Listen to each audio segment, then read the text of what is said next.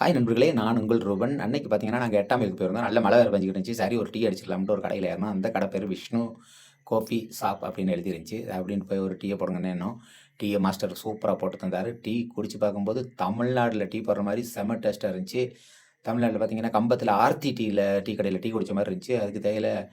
அதுக்கு என்ன தேயிலை யூஸ் பண்றீங்கன்னு கேட்டேன். அவர் சொன்னாரு, "சக்கரை கோல்டு தேயிலை தான் யூஸ் பண்றேன்" அப்படின்னாரு. சரி சக்கரை கோல்டுனா செம்ம டேஸ்ட்டா இருக்கும்ன்ட்டு குடிச்சு பார்க்கவும் செம்ம டேஸ்ட்டா இருந்துச்சு.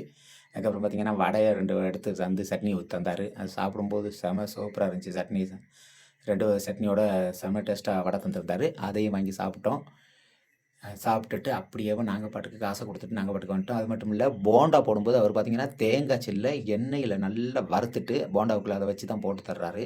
அது கேரளா ஸ்டைலு. கேரளாவுல அப்படிதான் பண்ணுவாங்க போண்டா போடும்போது. அ தேங்காய் சில்லு வறுத்து போட்டு போண்டா போடுவாங்க. இது கேரளா ஸ்டைலு.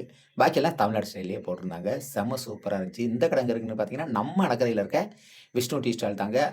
கோல்டன் ஃபைனான்ஸ்க்கு எய்த்தாப்ல இருக்க ஒரு டீ கடை தாங்க இந்த கடை. நீங்க போனீங்கன்னா, இந்த கடைய ட்ரை பண்ணி பார்த்துட்டு எப்படி இருக்குன்னு கமெண்ட்ல சொல்லுங்க.